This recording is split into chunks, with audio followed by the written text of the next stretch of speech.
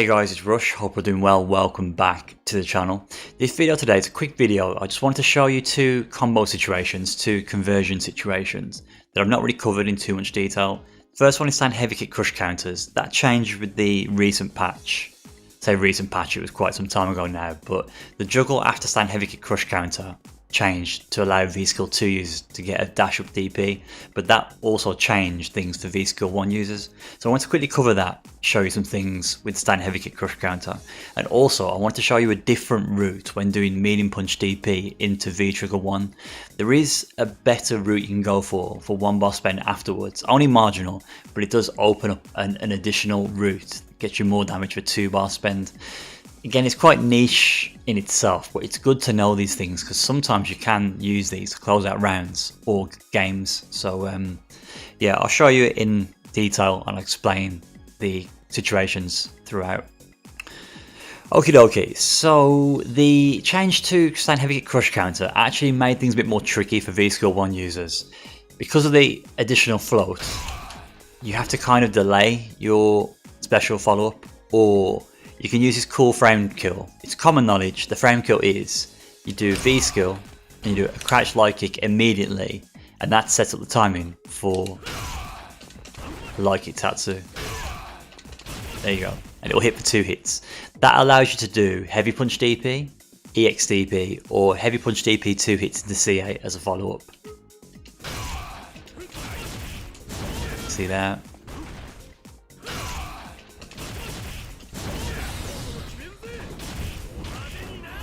Sort of mid-range to max range stand heavy kick crush counter, that is consistent. It does get a bit confusing if you're up close like this, because you don't know what side you're on, so you kind of have to auto-correct it. You have to correct it, sorry, not auto-correct. You have to correct it yourself if you're unsure. Well, if you think you've gone to the other side. There are some ranges where you can't even tell what side you're on. Like there, I did Tatsu the other way then, and it actually did auto-correct, so it gets really confusing when you're at certain ranges. So yeah, you see there, that kind of range gets very confusing. If I'm honest, I don't really have a universal answer to this. I think the safest option if you're unsure is just do step kick, because you'll never cross up then. You can maybe delay and do heavy punch DP. I don't know how consistent that is. Yeah, see, I've crossed up there. You need to be aware of what side you're on. You could go for a cheeky reset, or even that misses. Okay. You could do something like that, but I generally do the step kick if I'm unsure. I don't actually know if I covered this on the channel before either, but in the corner, stand heavy kick crush counter with V-Skill 1. I think this is common knowledge now, but you'd do step kick, medium kick Tatsu into EXDP. That is your bread and butter combo for 1 bar in the corner if you get stand heavy kick crush counter. There is a no bar spend, but I don't really see many people use this, and that is to do stand heavy crush counter, step kick, slight delay into light kick Tatsu, heavy punch DP. So the exact same combo I showed you in mid screen, but you can just delay the light kick Tatsu. I actually don't know if the frame kill, it should actually work here, I would have thought. I know it won't because of the step kicks. Okay, so you have to manually delay that. The reason you manually delay is because we don't use step kick for the mid-screen combo. So sorry, that's my mistake. So yeah, it's different because mid-screen you do the crouch light kick Tatsu. In the corner, you have to just delay it because you use step kick. If you mistime it, that's what happens. You only get 1 hit of light kick Tatsu.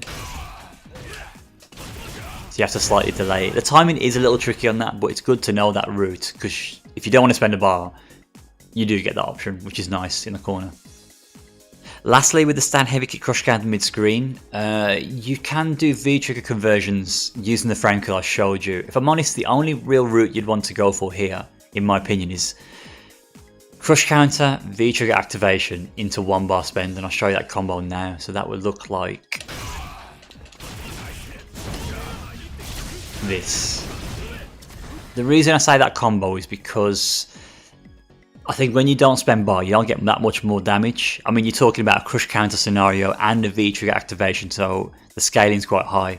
So doing heavy punch DP 2 hits, V-trigger 1, heavy punch DP again, doesn't net you that much damage. You can do it, but I don't know if it's worth it. But if you want to get a lot more damage, doing the 1 bar spend afterwards does net you significant amount more damage for the activation route. Again, the scaling's quite high. You can use the frame kill after the heavy punch DP2 hits VTC, and that's jab. I'll do it again into EX Tatsu, and that'll put them in the corner as well. Just with a jab and then do EX Tatsu, puts them in the corner, and you get pressure there once you put them in the corner. Okay, so the medium punch DP V1 activation route I wanted to show you is a way to net a little bit more damage mid-screen with 1 or 2 bars. And this is, again, it's tricky, the timing's a bit funky on it, but what you do is, when you do the medium punch DP into V1, you've seen before where I did the light kick Tatsu and I cross up and then I do heavy punch DP or EX DP, that nets you 233 damage. This route actually nets you 240 damage, but that's not what's the most significant thing about it. The most significant thing about it is you can spend another bar of EX, so you can do EX DP or EX Tatsu to get net even more damage from this scenario. So let me show you this now. I may balls it up a few times initially. So I'm gonna get ready to jump in.